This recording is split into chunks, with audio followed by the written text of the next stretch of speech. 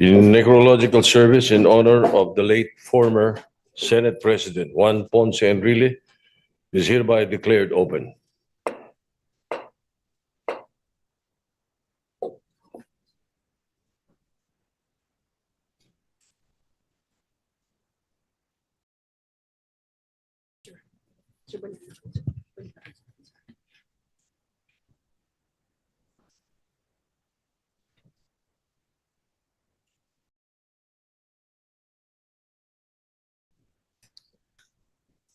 Please rise for the Lord's Prayer to be sung by Los Cantantes de Manila. After the doxology, please remain standing for the singing of the Philippine National Anthem. Our Father, who art in heaven, hallowed be thy name.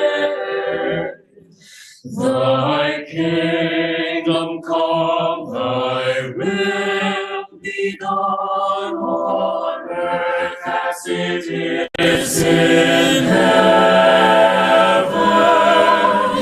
Give us this day our daily bread, and forgive us our trespasses, as we forgive those who trespass against us. And lead us not into temptation,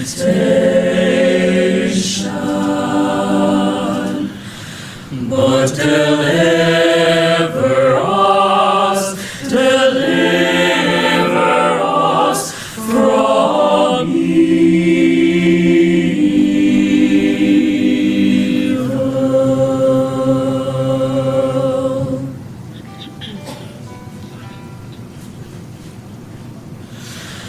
Bayang magiliw, pela sa silanganan, alam ng puso, sa dibdib mo'y buhay. Lupang hinirang, duyat ka ng magiting, sa manlulupig, di ka ba sisihin? Sa dagat at bundok, sa simuyan, sa langit pumukaw, may dilag kang tula at awit sa paglayang minamahal. Ang kislap ng watawat mo'y tagumpay na nagdidinig, ang bituin at araw niyang kailan ang may di matililing. Lupa ng araw na may hatid pagsinta, buhay langit sa piling mo. Aming ligaya na pa may mga api, ang mamatay ng dahil sa'yo.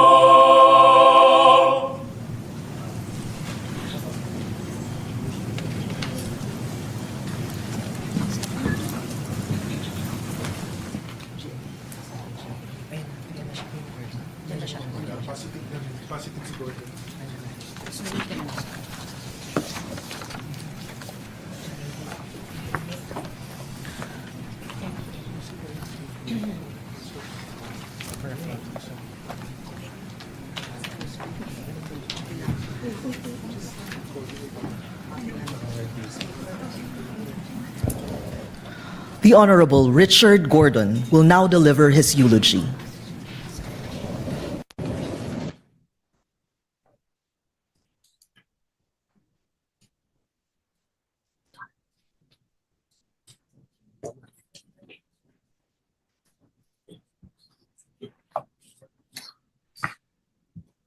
Good morning, everyone. I'd like to greet our first and foremost the family of Senate President Juan Ponce Enrile, Katrina, and where's Jack? Is he here? All right. And of course, all the grandsons and grandchildren and great-great-grandchildren.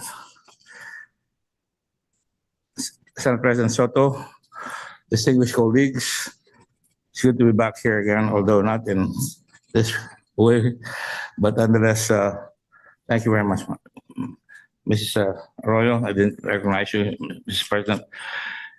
It is a profound honor to be entrusted by the Enrile family to speak about a man of immense and undeniable historical significance, a giant of Philippine history. With the passing of Juan Ponce Enrile, our nation has lost a statesman of rare endurance and extensive experience, a sharp and disciplined mind, a Harvard-trained lawyer, a builder and breaker of eras, and a figure who left deep marks in the fabric of our national story. For more than 60 years, JPE stood at the very center of Philippine political life. Through the defining years of martial law, the restoration of democracy, his long service at the Senate, and across generations of reform, upheaval, and renewal. They say that the world always steps aside to let any man pass who knows where he's going. Juan Ponce Enrile, or JP, was such a man. He lifted himself by sheer grit. Through his memoir, we learn that having been born out of wedlock, he grew up enduring social discrimination. Classmates mocked him as a bastard, his own words. He thought, yes, I'm a bastard. By accident. But you are all bastards by choice. He was born into deep poverty. He walked barefoot on the streets of Cagayan to stay in school. He worked as a houseboy for his aunts. And at only 17, when the war against the Japanese broke out, he joined the guerrilla resistance. He was captured and imprisoned by the Japanese as the Americans landed in Leyte. After the war, his father finally acknowledged him, and an opportunity for a better education was now available.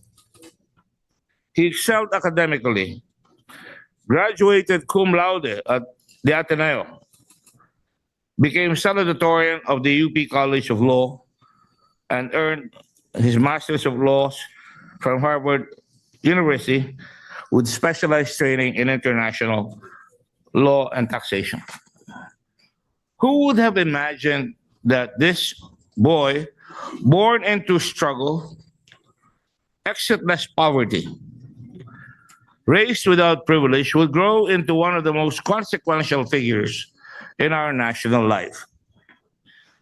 His rise was not destiny. It was sheer determination. I first met JP, and I never called him that. I called him sir all the time. Until now, I would be privileged to call him sir. I first met him when I was still a law student in UP, grieving the assassination of my father and seeking justice after years of delay. And I wasn't sure of what reception awaited me. I decided to seek the help of the Secretary of Justice. He welcomed me with empathy, respect, and without condescension. He said, "Which fraternity do you belong to?" Mga tiga-UP ganyan, eh. No. He asked. I said, "I'm an Epsilonian," I replied. He said, "I'm a Sigma Rho." He countered. I said, "Well, I belong to the oldest fraternity in Asia." I said, and he answered, "Well, President Marcos is an Epsilonian, and he appointed me as one of his principal advisors." To which I replied, "But it took a brilliant Epsilonian like President Marcos to appoint a brilliant Sigma Rho." There were no promises that day, only his instruction for the NBI to re-examine my father's case. But before I left his office, his words stayed with me. He said, "When you finish law school, come see me and join my office." I was wondering what it was all about, but I never forgot it. I treasured it, in fact. The simple invitation became the foundation of a friendship grounded not in politics, but in humanity and compassion. He stood by me in moments that mattered. When my mother was unjustly arrested during martial law, naglalaruan ng mga politiko sa Zambales, I ran to him. He slammed his desk and said, she was never on the list, and I stressed that to them. That's pure politics. You know what he did? He made me work for it. He told me to go to Camp Olivas in Pampanga, literally in the lion's den, and confront the very formidable General Tomas Diaz, who was a cousin of Congressman Tony Magsaysay Diaz. I was accompanied, of course, by Senator Angara, my insurance. But nonetheless, we got him out. We got my mother out after a not too pleasant argument. Then and there I knew he ensured that he would never help you unless you help yourself, as he did in life. He helped only those willing to fight for what was right. Hindi siya magpapagamit sa'yo. Kailangan ipaglaban mo yung kailangan mong paglaban. We did not always walk the same path. After the killing of my friend and schoolmate, fellow Atenean Evilio Javier, I told him frankly, as I told several allies then, including President Marcos, that I could no longer continue to support the administration. But I wasn't moving parties. He respected my honesty. Years later, when he was detained, I was among the first. We have another picture in the front page. That wasn't the point. I was the first to visit him at his cell in Camp Karingal. Friendship, after all, is measured in adversity. And I was proud to do that. In 1980, when I became mayor of Olongapo, he honored me by coming all the way to Olongapo, and he administered the oath of office upon this representation as mayor of Olongapo. I was 35, he was 56. I then showed him Subic Bay, sharing a vision many thought impossible, a deep water harbor transformed into a future free port. He right away understood its potential instantly. Hindi kailangan mag-isip, alam niya na kagad kung anong gagawin niya. We disagreed over the removal of the U.S. bases. After all, Central Luzon was going to be severely affected. And after all, we had just been hit by a cataclysmic eruption of Mount Pinatubo the year before. He took the position he believed in the removal of bases, but in 1991, while the Senate was trying to pass on second reading the Bases Conversion Development Act, I and my people and my wife went to Congress and sought him out.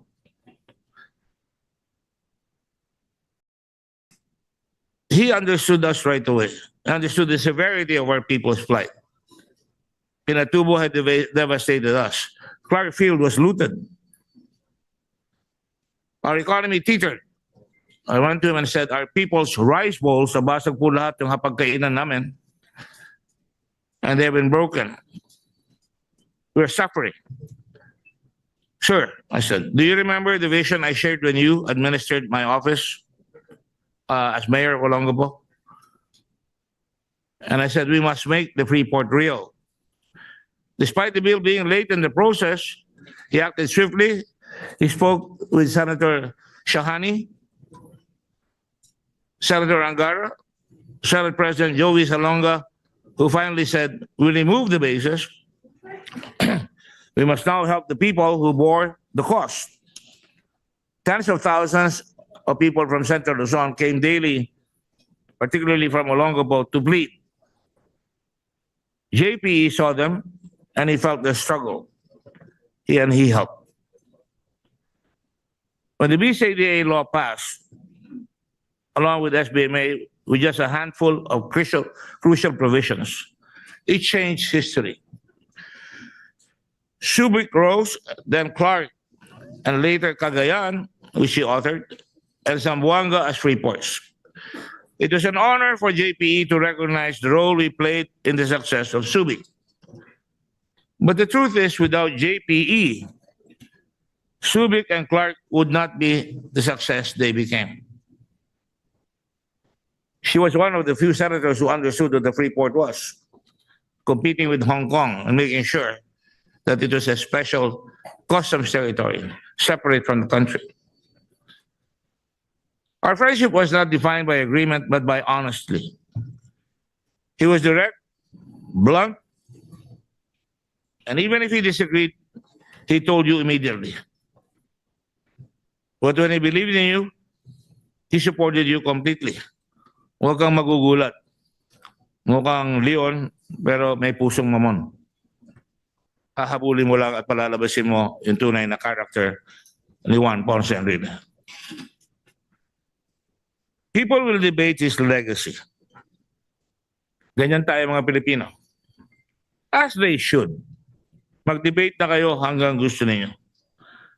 Anyone who stands at the heart of power for decades, nasa gitna siya, tumaya siya, through storms, transitions, and crisis, will face both admiration and severe criticism. JPE lived with contradictions, shouldered impossible expectations, and made decisions others feared to make. Few men have carried such burdens for so long. Ang tindi. Talagang naninindigan. Minumura kaliwat kanan, pero talagang may paninindigan. And one thing I must tell you, he never fled the country. Inaatake siya kaliwat kanan. Hindi siya nagpakita na naka-wheelchair. Hindi siya nagpakita na natatakot. Hindi siya umalis, sinarap niya ang mga nanunuliksa at lumabas yung tunay na pagkatao niya. Yet beyond politics, there were lighter days.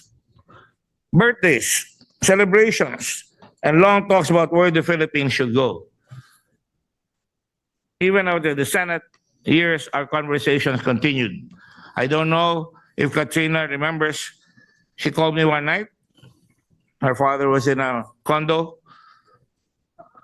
In fact, I visited him in the hospital and I asked all the people, parang standing room orchestra yung kanyang hospital room. And I said, lumabas nga kayong lahat dyan. Ako si Dr. Gordon ng Red Cross. Baka makahawa pa kayo dyan at makasama pa kayo. And indeed, they did. This time I went to the condo, and what was he doing? He was in the dark with a little light, he had a computer with parang a big magnifying glass, and he was reading. Reading was something that he never forsook. And I can tell you, pinagalitan pa ako, nagbabasa ka ba? And I remember some of the books he recommended to me, and I looked for it in my library last night. The Accidental Superpower, America.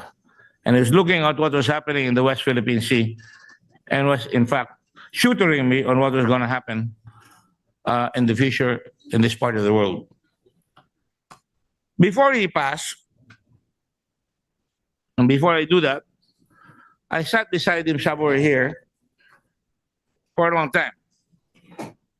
And it never ceased to amaze me what this man was capable of. Yung iba, lumilipad, nakikipag-chismis. This man was memorizing the Rubaiyat of Omar Khayyam.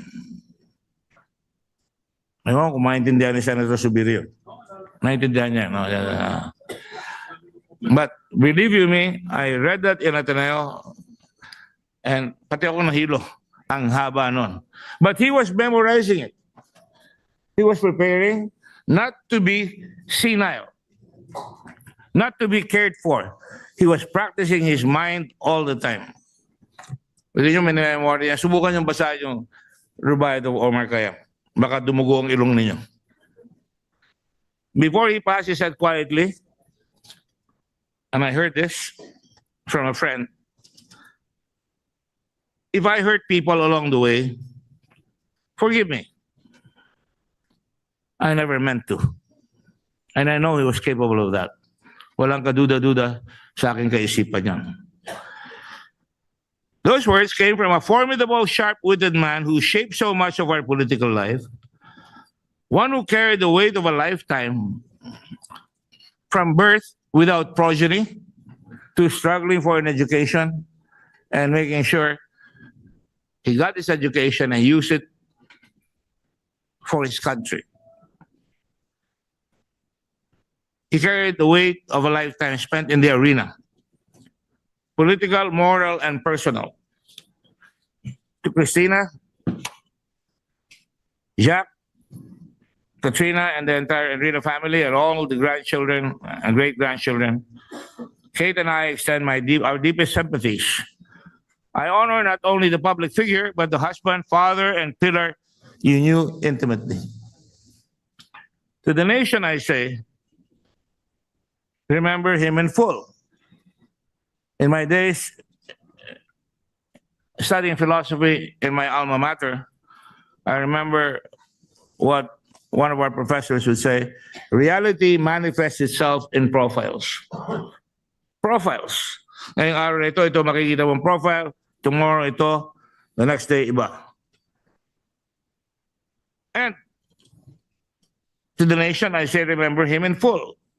Not as a single headline or chapter, but as a man who rose from poverty, navigated impossible paths, wrestled with contradictions, endured controversies, and remained through it all a mind of uncommon brilliance and a spirit of exceptional will.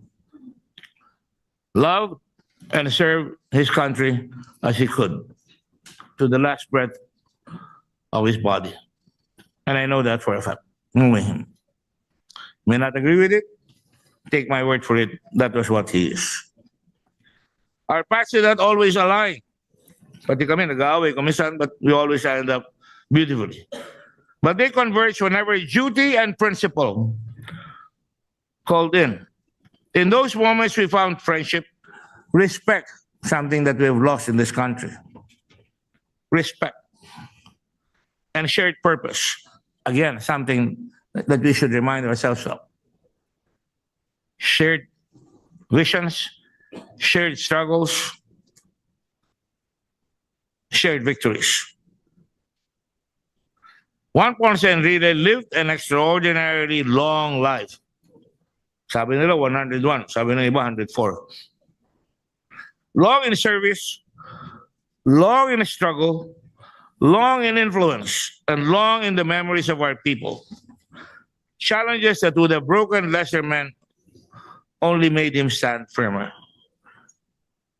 Today, I bid farewell to the man I knew as a father, if I may, a mentor, a friend, a fighter, a thinker, and one of the most indomitable forces in our nation's political history. May he rest in the peace he earned across a lifetime of service and sacrifice. I'm sure you'll be happy with him, our Lord in heaven. Thank you all very much.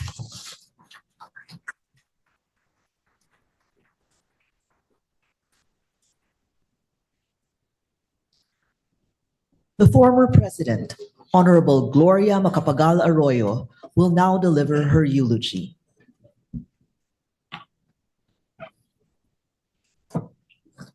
To the family of Mother Johnny Ponce Enrile, my deepest condolences. Senate President Soto, honorable senators, ladies and gentlemen. Juan Ponce Enrile will surely go down in history as one of the most awe-inspiring political figures of our time. Truly a legend in his own lifetime. To many, the legend is rooted in his role as the formidable Secretary of Defense during the martial law years. But he grew beyond that legend with the sheer force of his intelligence, political skill, and powerful presence. He became the most enduring public servant of our era, sometimes intimidating, but always respected by friend and foe alike for his unsurpassed brilliance. Beyond his public achievements, Manang Johnny combined intellect with personal loyalty and kindness. My family remembers this well. And so, of the 5 minutes I was given to make this eulogy, may I spend a couple of minutes about our own personal memories. During martial law, from time to time, my father, former President Diosdado Macapagal, was in limbo. But he sometimes needed to make small requests from the government for minor matters. Because he could no longer reach President Marcos Sr. directly, Dad would write a note, wait for Senator Enrile, Secretary Enrile at that time, at a diplomatic reception, hand it to him, and quietly explain his request. I know of no instance in which Secretary Enrile ever turned my father down, and he unfailingly gave him the dignity due to a former president. For this, my family and I will always have a big place in our hearts and memories for Manang Johnny. So for the baptism of my son, Dato, we asked him to be godfather. It was a role that he warmly accepted. Many years later, I was executive director of the Garment and Textile Export Board and found myself colliding with powerful interests. A Senate hearing was convened against me. And in that hearing, Senator Enrile declared, Gloria Macapagal Arroyo is like Caesar's wife. She is not only without sin, she also appears without sin. Oh, that made my day and helped my career. We were senators together in the 10th Congress, and I had a chance to marvel at his mastery, especially when he sponsored the comprehensive tax reform of 1997. When I was president, he sponsored the Human Security Act of 2007, something which our country needed to address the threat of terrorism to the national security of the country. I was still president when Senator Enrile became Senate President Enrile. Under his leadership, the Senate passed many measures, a lot of them really important to my administration. May I just mention a few of them? The Comprehensive Agrarian Reform Program Extension Act, the Expanded Senior Citizens Act, and the Real Estate Investment Act for social reform as well as for improving the investment climate. In the aftermath of the Maguindanao massacre, he was in Malacanang Palace working late into the night, helping me craft my proclamation of martial law in Maguindanao. Manang Johnny lived many lives in one lifetime. Successful lawyer, bank chairman, insurance commissioner, customs commissioner, finance secretary, justice secretary, defense secretary, batasang pambansa member, congressman, senator, senate president, and finally, chief presidential legal counsel. Few Filipinos have served the Republic in so many capacities, across so many eras, with such longevity and impact. The sharpness of his mind matched his longevity. Even in his later years, he stayed intellectually awesome, arguing with precision, recalling history with detail and offering counsel grounded in decades of experience. He was, up to the end, a statesman of rare endurance. His clarity of thought and force of will continued to shape national discourse well into his twilight years. As we bid farewell to Manong Johnny Ponce Enrile, Secretary, Senate President, we remember not only the legend that he became, but also, for my person and my family, the man of loyalty, depth, and humanity behind the legend. His imprint in our nation and the lives he touched will endure. May a grateful nation remember him with respect and appreciation. Manong Johnny, rest in peace and thank you.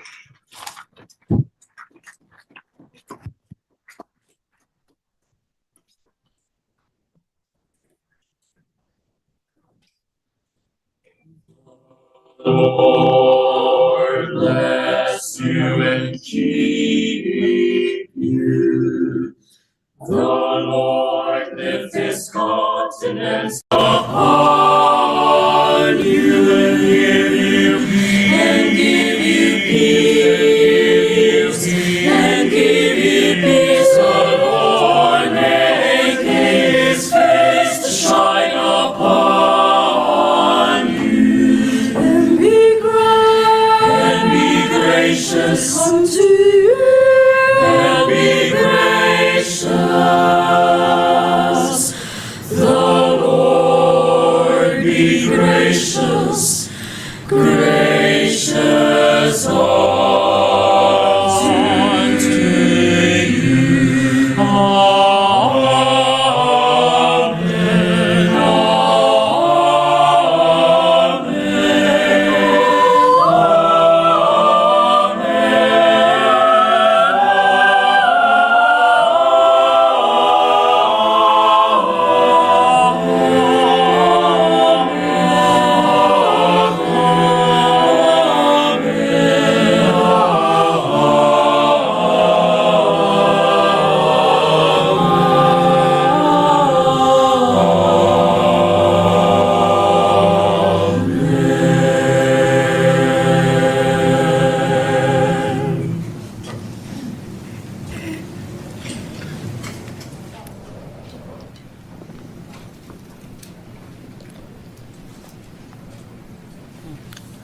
The Honorable Erwin Tulfo will now deliver his eulogy.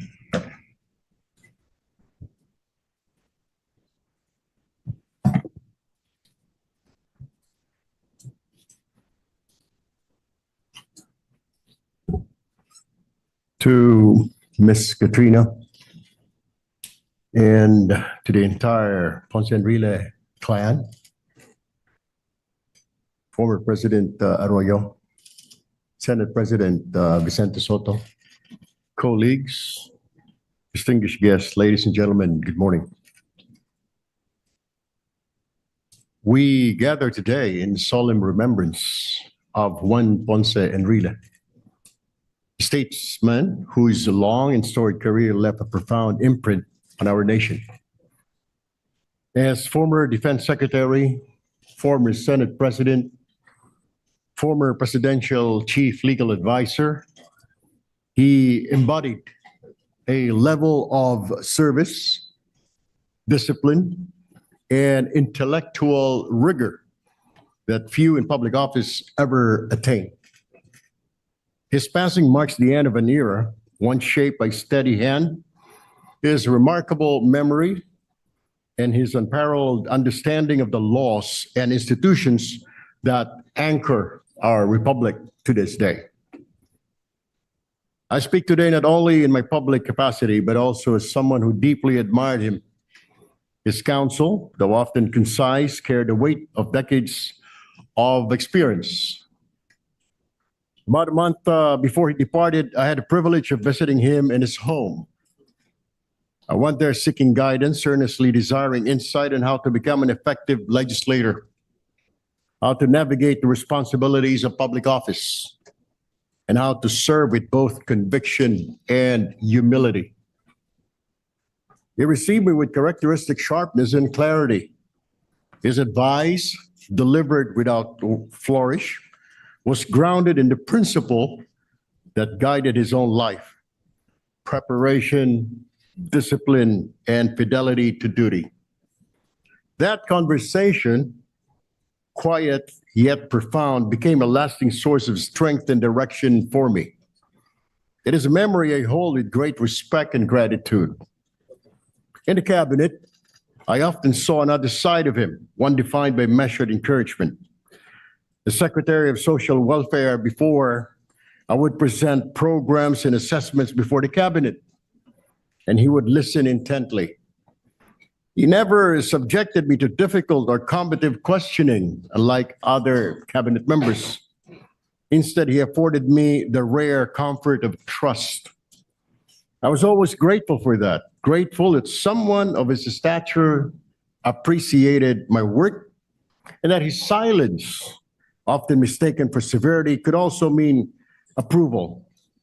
His confidence strengthened my resolve to serve with integrity. I admired Juan Ponce Enrile for his intellect, his tenacity, and the unwavering discipline that characterizes public life. His legacy is complex, vast, and undeniably significant.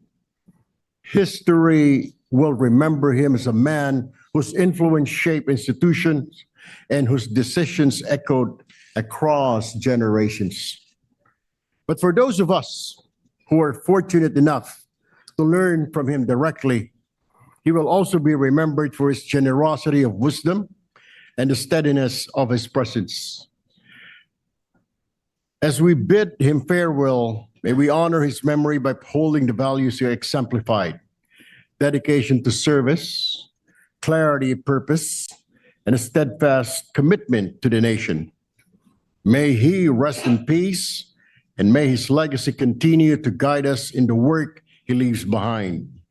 Rest well, Sir Johnny Enrile, and thank you for your service, sir.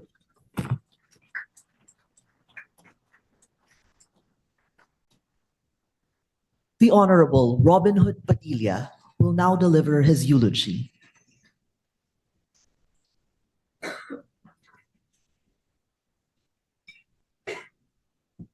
أعوذ بالله من الشيطان الرجيم بسم الله الرحمن الرحيم الحمد لله رب العالمين بسم الله والصلاة والسلام على رسول الله Assalamualaikum warahmatullahi wabarakatuh. Pagpupugay po at pagsaludo sa bayani ng Inang Bayang Pilipinas, Juan Ponce Enrile. At akin pong pakikiramay sa pamilya, kay Ma'am Katrina, at pakikiisa po sa aming ginoong tagapangulo, Senator Tito Soto, at sa amin pong dating Pangulo, Gloria Macapagal Arroyo, at sa lahat po ng mga senador at sa mga naging senador. Mga mahal kong kababayan, sa maiksing panahon po, ako po ay nagkaroon ng personal na karanasan sa ating bayani. Ito po yung panahon na ako po ay naging senador. Naalala ko pa po nung panahon na kami po ay nakakapasok pa sa Malacanang. Ako po ay kanyang pinatawag. Ako po ay laging nasa gilid-gilid lang. Pero nung panahon na yun, ako po'y pinahanap niya sa kanyang aide. Nagulat po ako. Ang sabi ng aide niya, pinapatawag ka ni Enrile. Natakot po ako. Sabi ko, bakit kaya? Ako po'y pumunta, siya po'y nakaupo sa gilid. Meron po siyang magandang pwesto sa tabi ng pintuan. Pinaupo po niya ako. Sabi niya, meron kang mga panukala. Opo, alin po doon? Gusto kitang makausap. Ngayon po ba? Huwag dito maingay, sabi niya. Pupuntahan mo ko sa bahay. lalo po akong natakot sa bahay niyo po. O kailangan tayong mag-usap. So, pagkatapos po ng ilang araw, dumating po ako sa kanyang bahay. At doon po, nagulat po ako, lahat po ng paborito kong kakanin, yun po ang kanyang hinanda. Isa po kagulat-gulat dahil nagtatanong po siya siguro sa aking mga kasama kung ano po yung aking paborito. Nung nakaupo na po kami, sabi niya, ano ba yung mga panukala mo? Sabi, ito po, meron po akong Senate Bill 453. Ito po yung gusto ko po sanang gawing holiday, yung pong September 21, at kilalanin yung mga unsung heroes. Kumunot po ang kanyang noo. Ito po yung senyales para sa akin na magpaliwanag.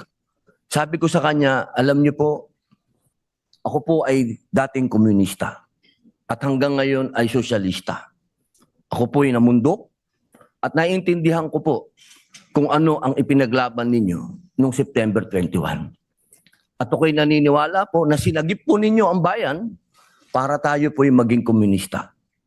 Sa haba po ng aking paliwanag, ang sabi niya po sa akin, alam mo ba, ang pinag-aaralan ko ngayon ay planets, space. Ganun po ba? Ako pinaguluhan dahil mula sa, napunta po kami sa space. Ang solar system, sabi niya, iisa lang yan. Maraming star system sa space, sabi niya. Di na po ako nakapagpigil. Sabi ko po, ano po ang ibig niyo pong sabihin? Sabi niya, iho, doon ka mula sa isang panukala mo. Huwag mo munang i-touch ang patungkol diyan sa September 21 dahil marami kang makakaaway. Ang pag-usapan nating dalawa, yung panukala mo na gusto mong amendahan ang konstitusyon. Yun, tutulungan kita. Pupunta ako sa Senado, gawin mo akong witness mo. Ang sabi niya sa akin, maraming nang mamaliit sa'yo, pero hindi kita mamaliitin. Palalakasin ko pa ang loob mo. Sapagkat iyaan ang pagpasok ng mga dayuhang mamumuhunan ang magsasagip sa ekonomiya ng Pilipinas. At ang pagbabalik sa parliamentary system ang kailangan ng Pilipinas. Alam niyo po, hindi po ako nabigo. Sapagkat nung dumating po ang hearing namin, siya po ang nag-iisa kong naging witness. At sa loob po ng 2 oras, wala po siyang ipinaliwanag kung hindi ang kagandahan ng papasukin natin ang ating mga foreign investors. At hindi lang po yun. Pagkatapos po niyang mag-witness sa akin, nung kanya pong 99th birthday, akala ko po tapos na po. Hindi po, personal po niya po akong tinawagan at sinabi niyang kailangan kang dumating sa birthday ko. Dahil meron tayong tipan na hindi ka titigil na maipasa yung pinangako mo sa aking panukala. Yan po ang aking hindi makakalimutan. Isang taong alamat, isang taong pag nasasabi po natin isang naglalakad na library, isang kasaysayan, hindi po siya napabilang sa mga nang maliit sa akin. Maraming salamat po. Mabuhay po kayo.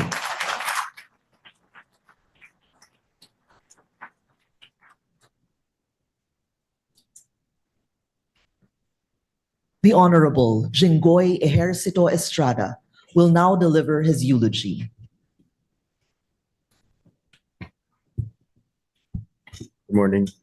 In behalf of my parents, former President Joseph Estrada and former First Lady Senator Loy Ejercito Estrada, I'd like to express our deepest condolences to the family of my mentor, Juan Ponce Enrile. Former President Gloria Macapagal Arroyo, Senate President Tito Soto, my colleagues in the Senate, former colleagues here in the Senate, ladies and gentlemen, good afternoon. I am fortunate to have received from my Creator a longer time here on earth. That's longevity, not immortality. Those were the very words uttered by Juan Valentin Forganan, better known to the nation as Juan Ponce Enrile, JPE, or to us who were privileged to be close to him, simply Manong Johnny. Beyond the memes that attempted to parody the long, storied life of one of the most consequential political figures in recent history is a man who was, in truth, larger than life. And I am fortunate not only to have worked alongside him in the halls of this august chamber, but to have been mentored by him and given the rare chance to know him up close. Hindi kaila sa publiko ang pagiging malapit niya sa aming pamilya bago pa man kami nagkasama dito sa Senado. Makailang ulit niyang ipinamalas ang pagpapalaga niya sa amin, lalong-lalo na po sa aking ama.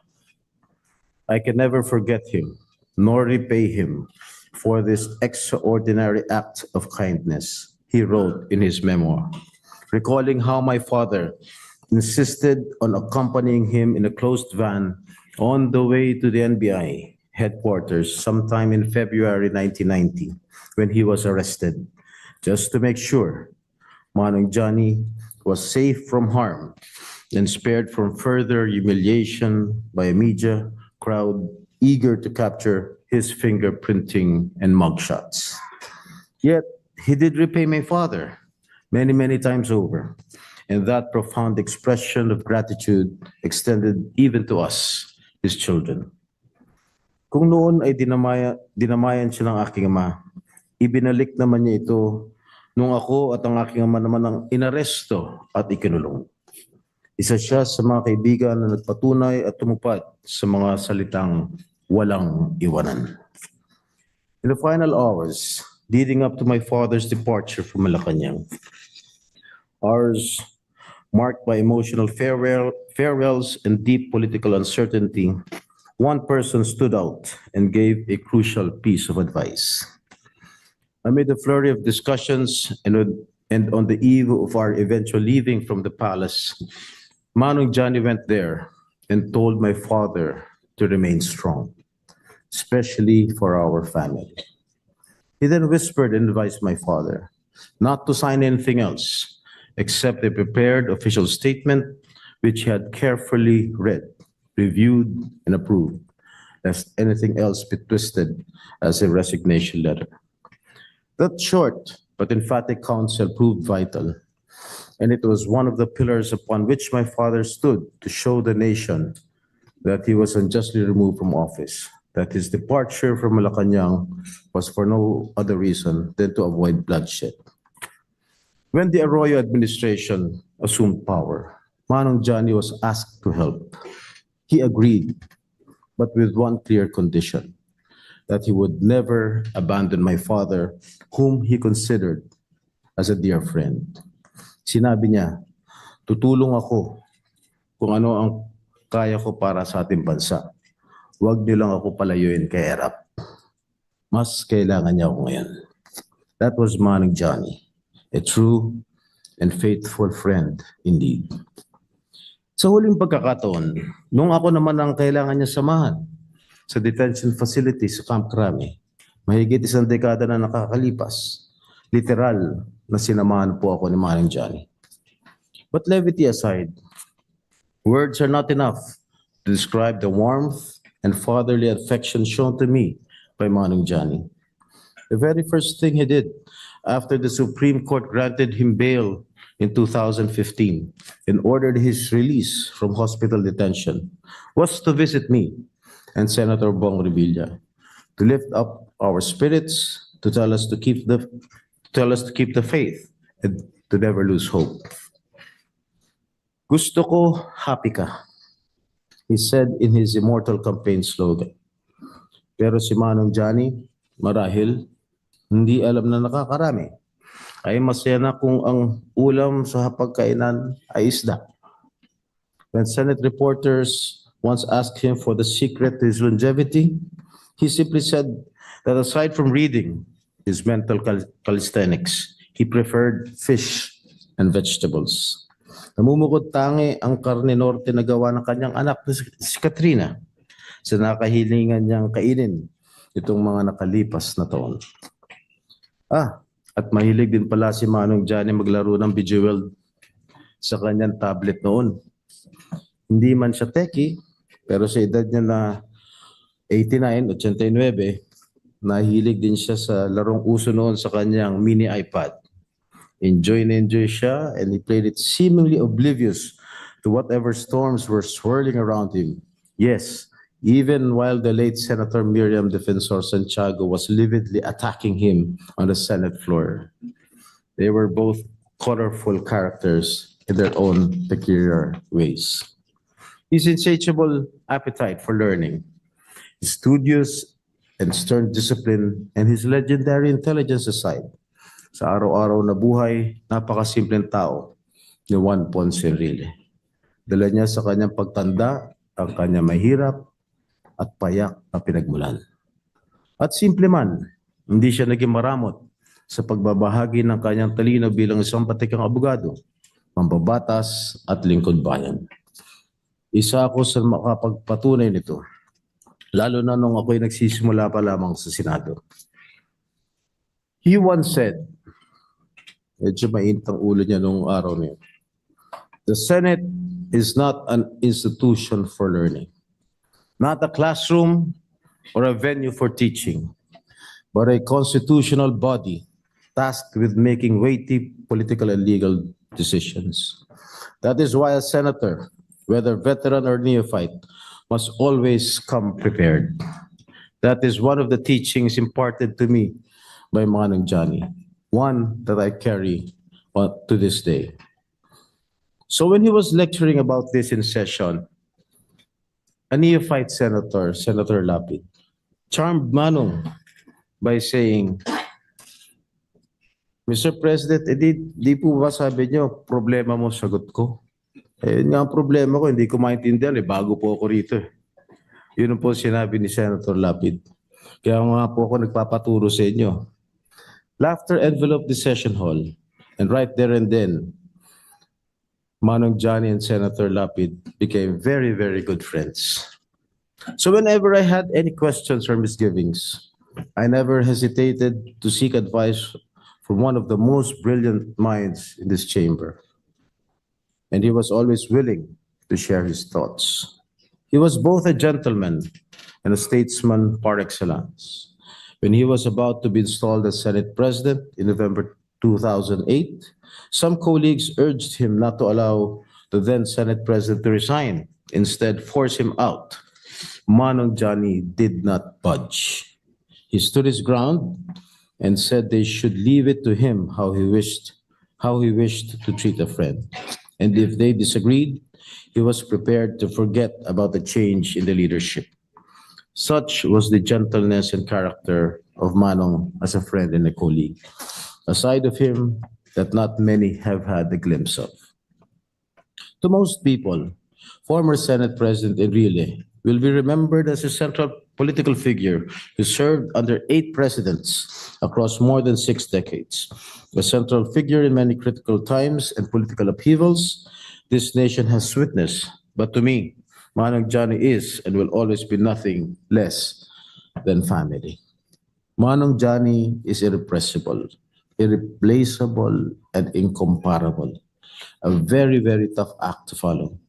Kahit sa puso ng mga empleyado natin dito sa Senado, ang kanyang kakaibang pagkalinga sa kapakanan ng maliliit na kawani ay hindi nila makakalimutan. Isa siyang tunay na alamat. And to his family, Ma'am Christina, his children Jack and Katrina, and his grandchildren, we're all grateful for your generosity in supporting Manong Johnny throughout all seasons of his colorful and challenging political career, even at the great cost of time away from all of you. And as we bid him farewell, I find comfort in his words, words that reveal the heart of the man behind the public figure, captured so eloquently in the closing lines of his memoir. To have been able to serve my country to all these decades of trials and uncertainty, and to have enjoyed the sweet and simple joys of a long and productive life is the best reward of all. Gone from our sight, but never from our hearts. Maraming salamat to my mentor, Manong Johnny. Hindi ka namin makakalimutan.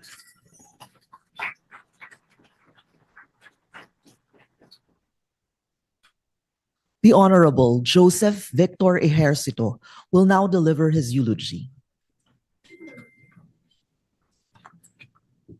Sa pamilya po, si Manong Johnny, kay Katrina, kay Jack at sa buong pamilyang Enrile, sa ating pong Senate President Vicente Soto, sa ating pong former President Gloria Macapagal Arroyo, sa ating pong mga kasamahan, sa pong magandang umaga sa inyo lahat. Sa dami po na nagsalita at sa mga nagsaad ng nagawa ni Manong Johnny Enrile, hindi na sana ako tatayo. Ngunit hindi pwedeng palagpasin dahil ako po ay ang unang paghakbang ko rito sa Senado. Talagang panay ka ba ang aking pong naramdaman? Dahil nung ako po ay nanalo bilang senador noong 2013, alam naman natin ang Senado ay ibang level na.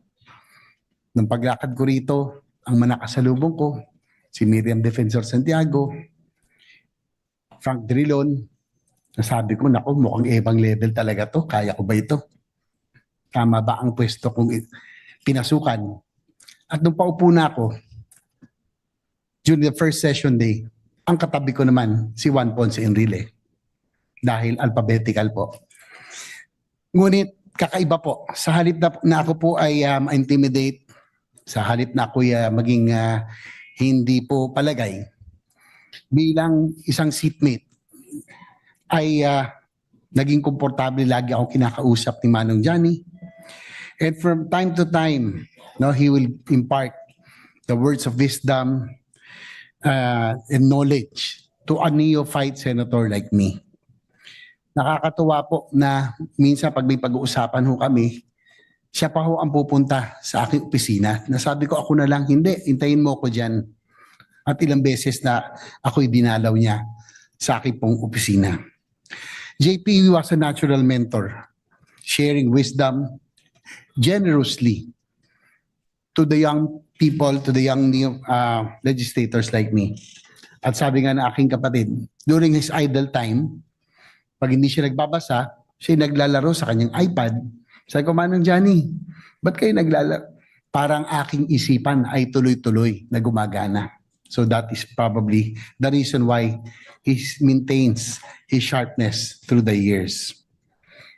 Nabanggit din po na siguro isa sa akin pinaka hindi makakalimutan na pangyayari na kami po yung mag-seatmate ay yung po pinakaaway nila ni Senator Miriam Santiago. Tinayo po ang podium dyan sa harapan, si Senator Enrile, ako po. At talagang matindi ang away nila. Gigil na gigil si Senator Santiago. Kinakabahan ako, baka mabato yung baso. Ganun kagalit. Matindi ang away nila nung panahon na yun. But Manong Johnny would maintain his composure, looking at his iPad and looking at Senator Santiago and flashing that famous sheepy smile of his. Napaka-cool po ni Manong Johnny. Hindi po siya napipikon. At I will never also forget those times, the most difficult times in our lives. He was always there to provide comfort, just like a father to all of us. Hindi ko po malilimutan. Sa akin po lahat ng laban, kahit na lagi pong hindi po tayo, medyo mabigat ang laban, nung huli, nagkasalubong po kami sa somewhere in Bicol, yung motorcade ko dahil ako po independent, nag-iisa, na umiikot, nakasalubong ko po yung convoy niya at kilala ko po yung sasakyan. Pinigil po kami at bumaba ako. Bumaba rin po siya ng sasakyan. And he hugged me. Sabi ko, Manong Johnny, mahirap ang laban ko.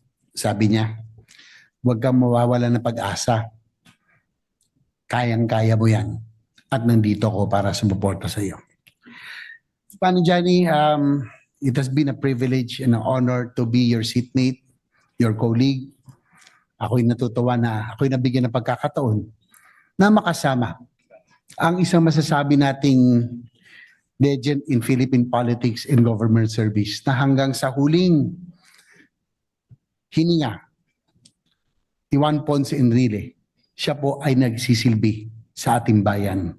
In my last encounter with him, kahit na medyo malabo ng kanyang mata, I would always approach him sa mga ledak at yung, I think yung last was the birthday in Malacanang. Sa Manong Johnny, si JB po. Sabi niya, "Ay JB, kamusta?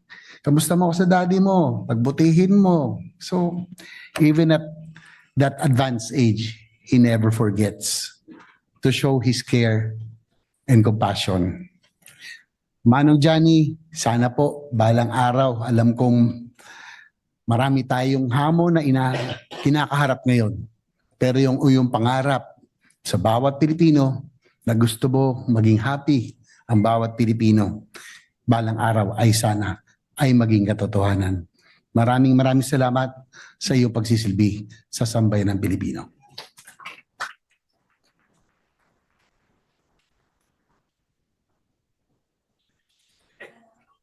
As the deer panteth for the water, so my soul longeth after thee. You alone are my heart's desire, and I long to worship thee. You alone are my strength and shield. To you alone may my spirit yield. You alone are my heart's desire, and I long to worship thee. You're my friend and you are my brother, even though you are a king. I love you more than any other, so much more than anything. Oh, you alone are my strength and shield. To you alone may my spirit yield.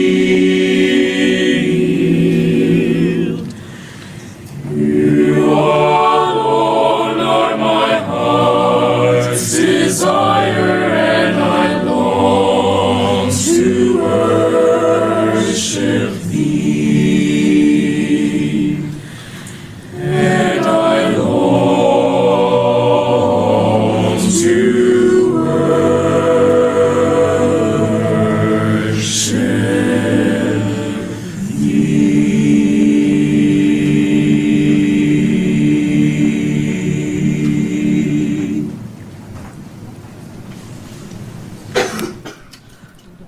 The Majority Leader, Honorable Juan Miguel Zubiri, will now deliver his eulogy.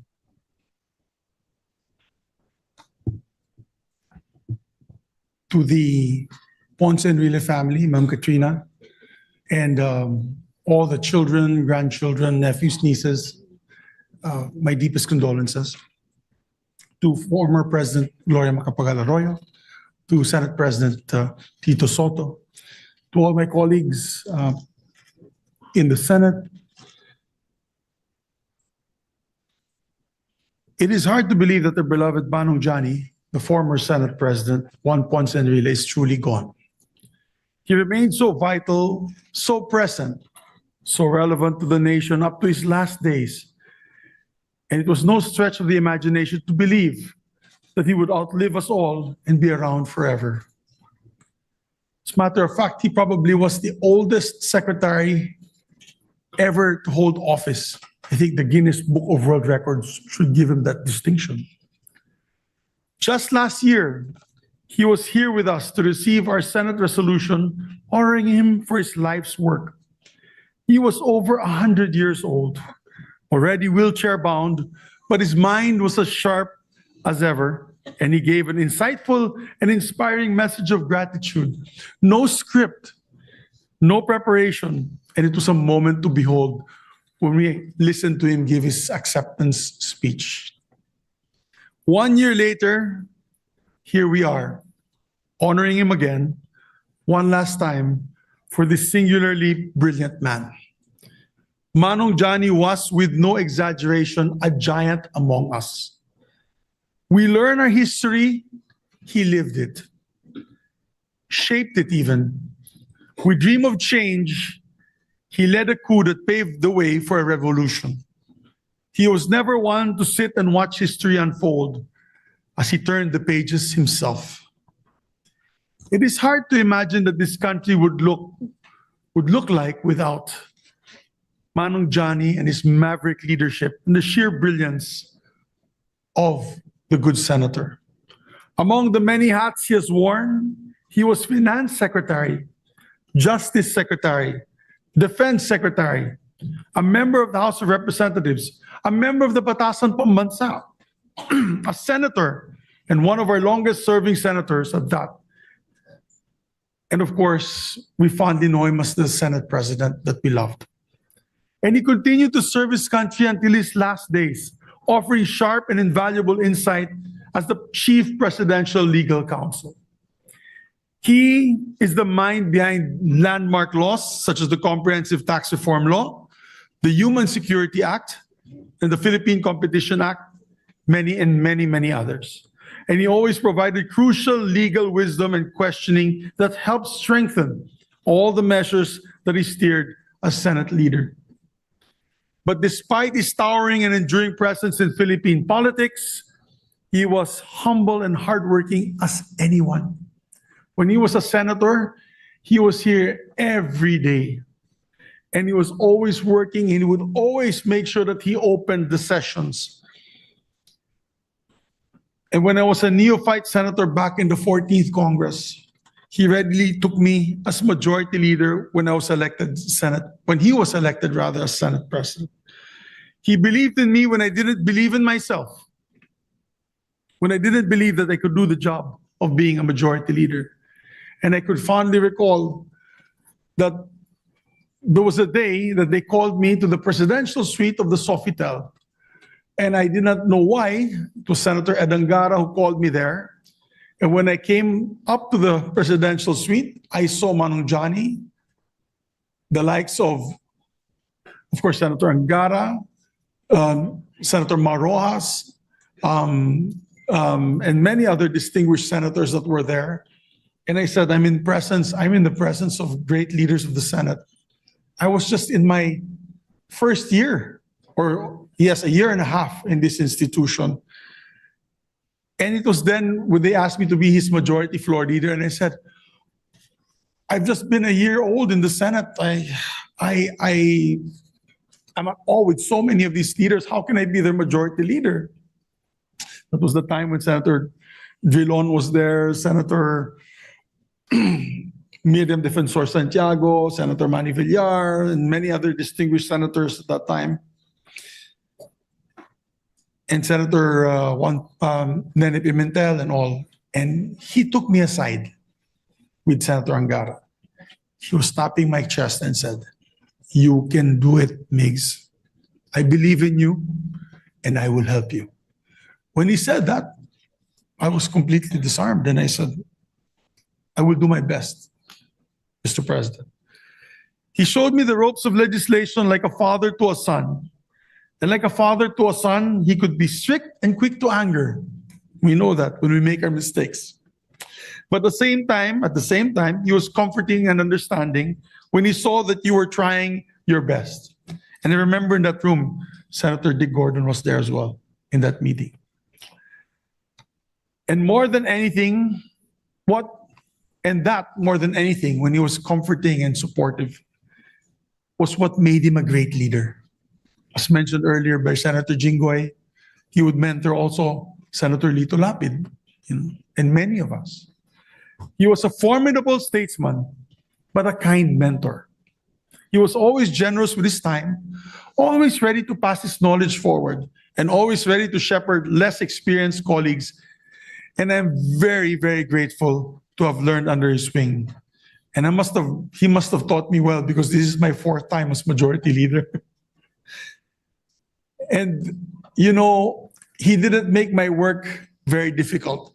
I did not have to make necessary motions on the floor because he would rule so well in the rostrum that nobody else could question his ruling.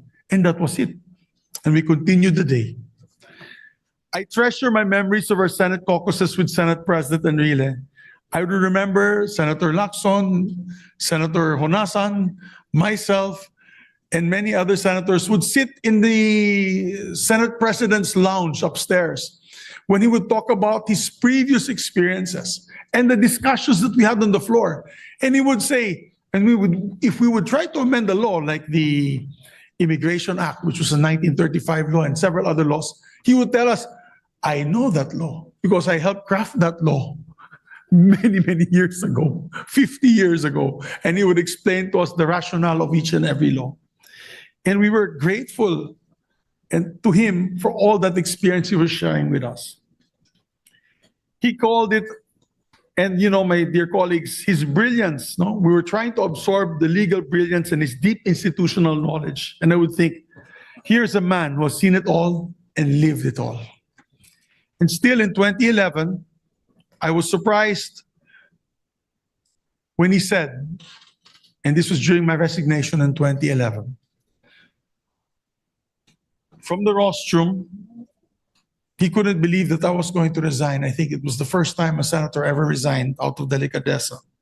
He called it a rare show of moral courage, saying it was the first time in his memory that the senator showed honor ahead of himself. I was humbled and grateful to hear those kind words, and they continue to guide me to this day. Honor before self, bayon bago sarili. To Ma'am Christina, Jack, Katrina, and all of Manong Johnny's loved ones, my heart is with you. Thank you for sharing Manong Johnny with us. We in the Senate will always uphold this legacy of service, and we promise that. To end my eulogy, I would just like to quote the last two stanzas of one of Manong Johnny's favorite poems, and I know that he used to like the Rubaiyat of Omar Khayyam, Tito Dick, is because he used to carry that booklet with him everywhere he'd go.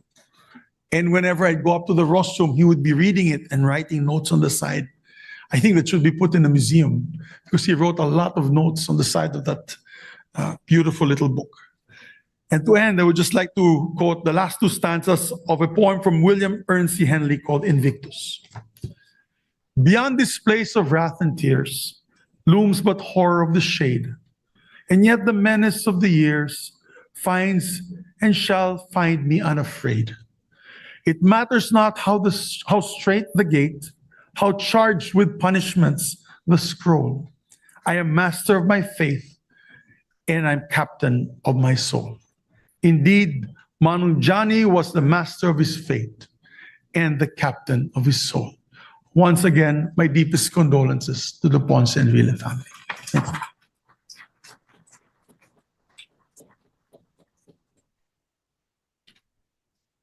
The Senate President pro tempore, Honorable Panfilo Lacson, will now deliver his eulogy. Sir, when we both ran for the Senate in the May 2001 midterm elections, you as a veteran legislator and I as a neophyte politician mentored me on the art of campaigning. Unfortunately, the mentor lost. And ironically, the mentor won. After the election, you asked me na sabi mo sa akin, Ping, kunin mo yung aking mga legislative staff. Magagaling yun. Of course I did. So in my first term as a senator, my office was not built from scratch. It was built on trust. 25 years later, they are still with me. When you became our Senate President in the 14th Congress, and I observed how you cared for the Senate employees, That's when I realized that you were actually campaigning for your former legislative staff, as you didn't want them to lose their jobs. But you were right, sir. They were really good. Otherwise, they would not have lasted this long in my office. Juan Valentin Puruganan Ponce Enrile, JPE, as we have long called him, former Assemblyman, Minister of Defense, Secretary of Justice, Secretary of Finance, Congressman, Senator, Senate President, Presidential Legal Counsel, a man who donned more titles than anyone, and one who remained a public servant until his very last breath. Some would say that JPE walked through history. I say they are wrong. JPE did not simply pass through history. He walked alongside it, making sure that he stood at its center, witnessing every halt and turn, leaving a mark in every stride. But even in his many stories, no one can trivialize or exaggerate who JPE was. No historian, no colleague, no friend. He was more than his career, which spanned 7 or 8 presidents. He was more than his many depictions as a hero or heel, friend or foe. He was more than his place in the annals of history, from being at the heights of power to the lowest caste. He was more than the river boy from Cagayan, the political powerhouse, a looming figure in our society. He was the sum of all our stories as a nation. I vividly remember, as if it were only yesterday, back in the 14th Congress, I had the privilege of standing on this very hall to nominate JPE as the new Senate President after then Senate President Manuel Villar Jr. resigned from his post. With 14 senators supporting the nomination, he formally took his oath as the 21st Senate President of the Republic of the Philippines, taking helm of the institution he helped build from the foundation of democracy. The walls of this chamber would remember the weight of his gavel, his legal acumen, and mental acuity. Most importantly, his unmistakable quality of fairness, as the media would describe, in presiding over the impeachment trial of the late Chief Justice of the Supreme Court, Renato Corona. Nasisigurado ko rin pong walang kawani ng Senado na nakaranas maglingkod sa ilalim ng inyong liderato ang hindi sasang-ayon sa tunay na pagkilala at pagtataguyod ni Senate President Enrile sa karapatan ng mga ordinaryong manggagawa. JP will not be lost to memory. That much is certain. As we close his long, often nuanced story, there is a sense that the nation has turned a page, entering a new era.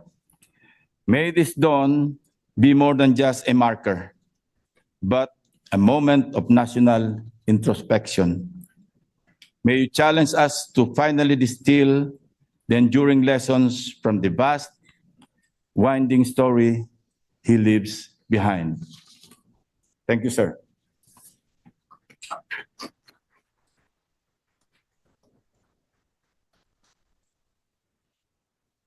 The Secretary of the Senate, Attorney Renato Bantug Jr., will now read the title of Senate Resolution Number 30. Senate Resolution Number 30. Resolution expressing the deepest sympathies and profound condolences of the Senate on the death of the former Senate President, Honorable Juan Ponce Enrile, adopted 17 November 2025, signed Vicente C. Soto III, President of the Senate.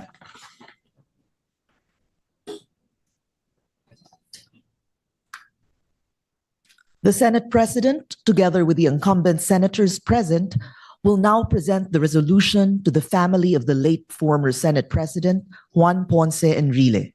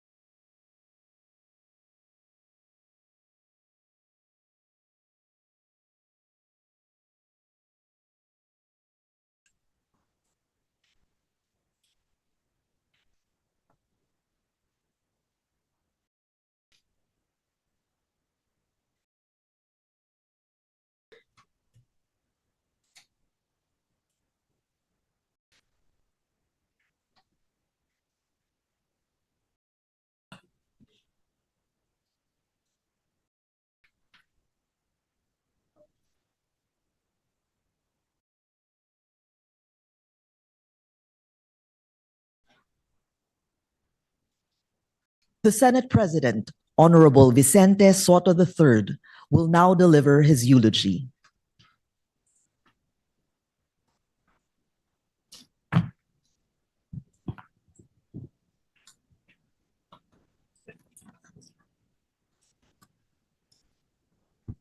This day, we not only mourn, but celebrate the life and accomplishments of Mano Johnny. He leaves behind a legacy that not only reverberates and echoes through these walls, but throughout our nation. On behalf of the Philippine Senate and on behalf of my own family, I convey our sincerest and deepest sympathies and condolences to the family of the Juan Ponce Enrile of Philippine history and politics and law. He once walked on this very floor as a senator, proposed legislation, investigated persons, heard testimonies, where he debated crucial points, played crucial roles. He likewise climbed that center chair as president of this chamber, presided over an impeachment trial, clashed words with fellow senators, shook hands with confirmed appointments of the president's cabinet, including the cabinet of President Gloria Macapagal-Arroyo. He was one of us, among many other offices that he held with distinction. As Shakespeare said in Julius Caesar, he was a friend, faithful and just to me. More than that, he was a man who knew the cost of being a public servant. Its impossible choices, its burdens, and frankly, its loneliness. However, he still chose to serve for 6 decades. Juan Ponce Enrile's public service record covers 8 presidencies, as mentioned, from Ferdinand Edralin Marcos in 1968 to Ferdinand Romualdez Marcos in 2025. It was a roller coaster ride in tandem with the history of the Philippines, with high and low points, with choices and chances taken. And through it all, reaching the finish line in the ripe age of 103. Akala nyo, 101, no? 103. We met around the mid-70s when he was Minister of National Defense through my best friend and bowling buddy, Armando Ponce Enrile, his youngest brother. He was a dear friend, Paring Toti, who introduced me, who incidentally went ahead of him a few days ago. And I now recall why Katrina and I were talking just a few days ago while Mano Johnny was in the ICU. It is because of Toti, Paring Toti. So when Mano Johnny goes to the other side, he will be surprised to see Paring Toti waiting for him, the youngest brother, because Katrina never told him that Toti went ahead. Malamang sasabihin ni Mano Johnny, anong ginagawa mo rito? Nauna ka pa sa akin. I had the good fortune of being a senator myself when he was, and being a fledgling senator that I was in 1992. I easily gravitated around the wise and fatherly figure whom I fondly call Mano Johnny. Together with my old senator friends in the 9th Congress who are here present with us. He was a force to reckon with. Wherever it was that he inhabited, in the silence of his room, the logic of his choices, and later the public clamor. His place in history perhaps will take time to steady till the pendulum of judgment by historians and the people settle to its final repose.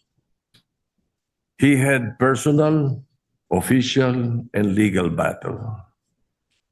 In his book, he confesses, I quote, "I have no intention to look good at the expense of others or to settle old scores with anyone.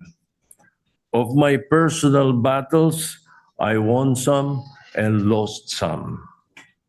My survival over the vicissitudes of life, over injustice, cruelty, and my successes, great or small, I can only attribute to God and guts." End of quote. Paalang Manong Johnny, our dear friend, my dear friend, JPE, my president, we love you. Alam namin, happy ka.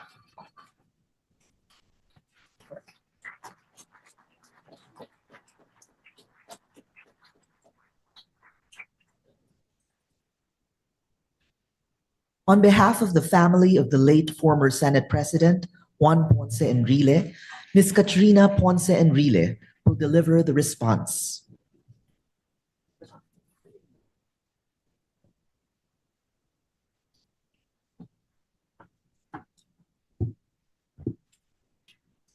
Former President Gloria Macapagal Arroyo, distinguished Senate President, honorable senators, ladies and gentlemen, 23 years.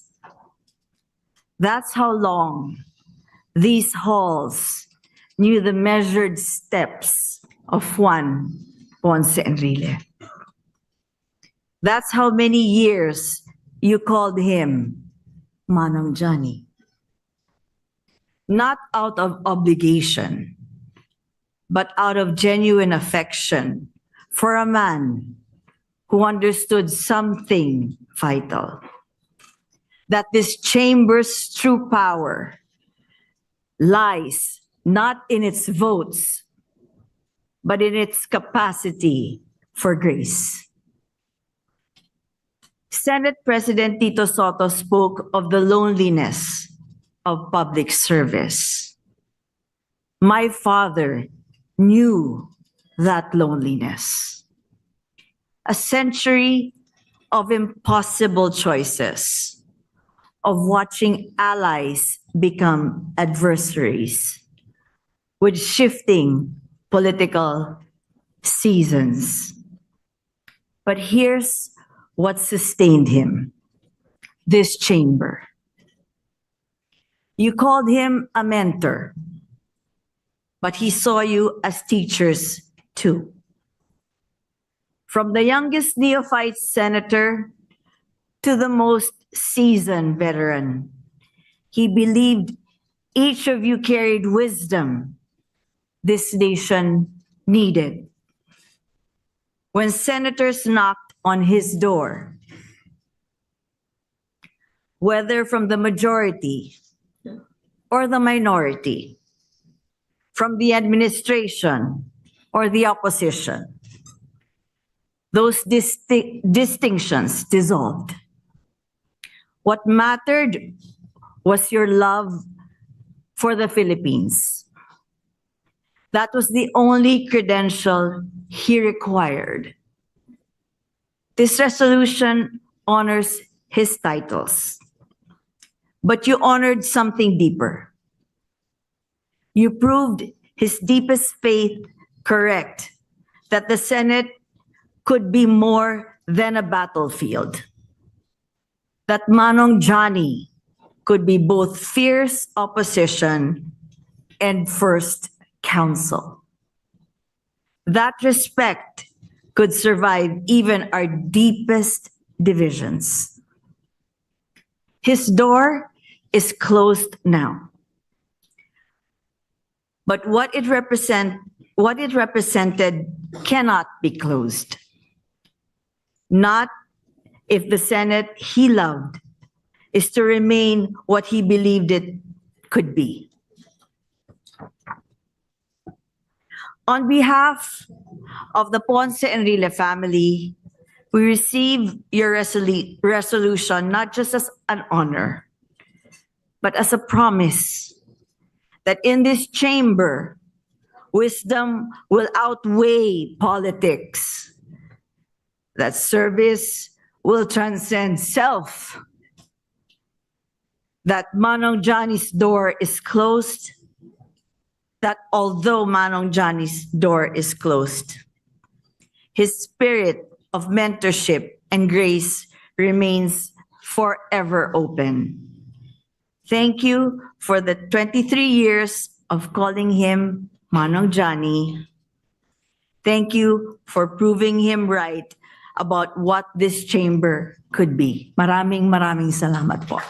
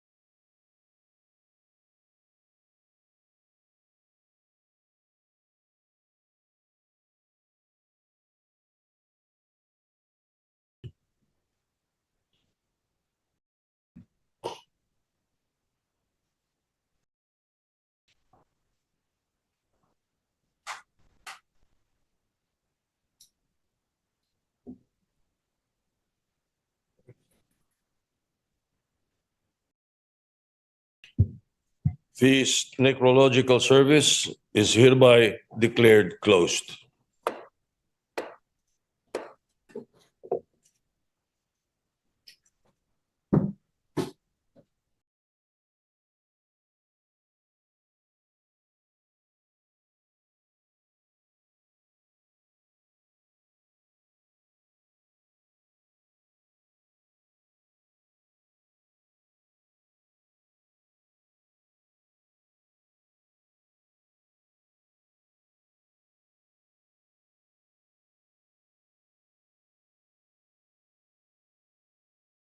Ponce Enrile family and their guests to a luncheon at the Recto Laurel Rooms.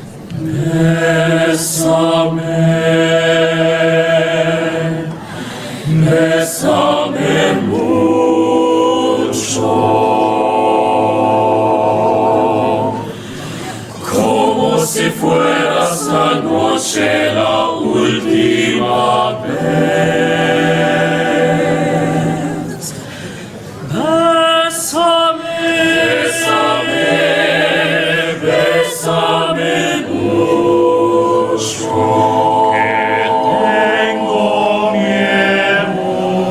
Que tengo miedo perderte, perderte después.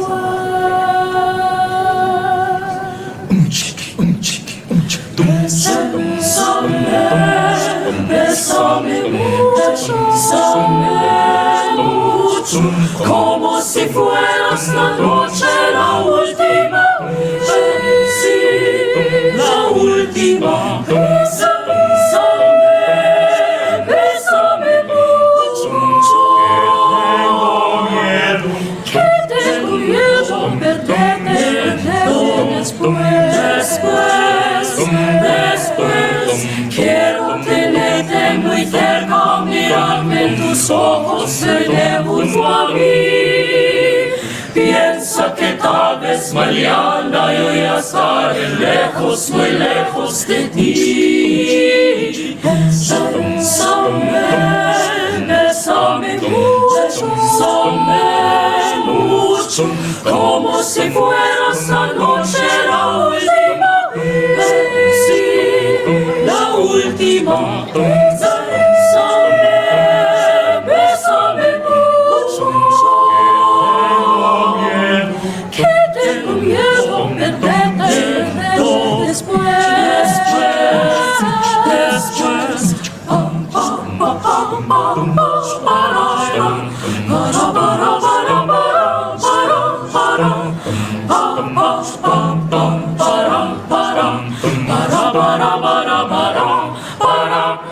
Quiero tenerte muy cerca, mirarme en tus ojos, verte junto a mí.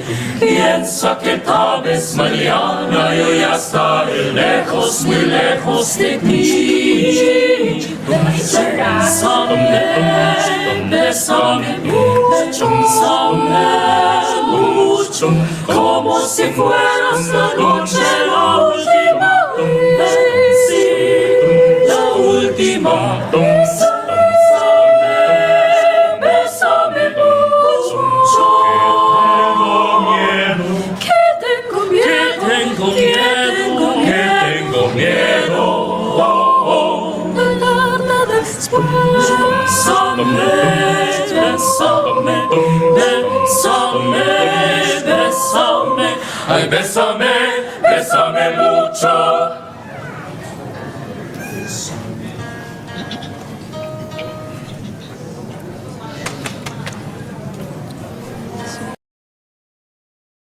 This song is hard to say because goodbyes are hard to say. But I know it's only for a time. We will meet again someday.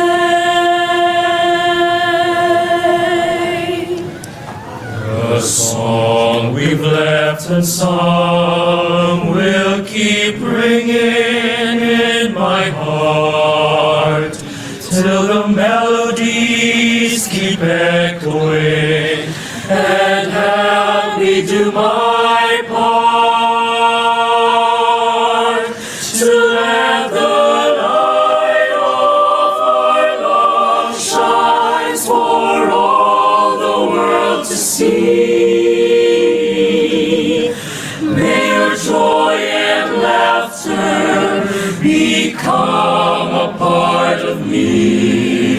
And because I have known you, my life will never be quite the same. May your spirit live through me. The times we spent together, or the happiness and tears, or these many special moments, will make memories through the years. And when it's time to meet again, I know you and lasts forever, and forever stays the same. We are one in the name of the Lord. We are one in the Spirit. We are one in our love. And because I have known you, my life will never be quite the same. May your spirit live through me. Live through me.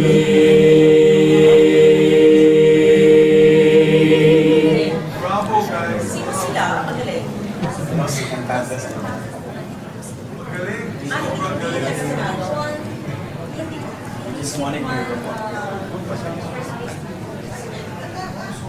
Los Cantantes. And then we'll get you again for one of our affairs.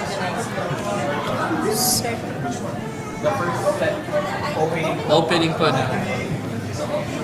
First release natin, gano'n dapat. Thank you po, Senator. Senator.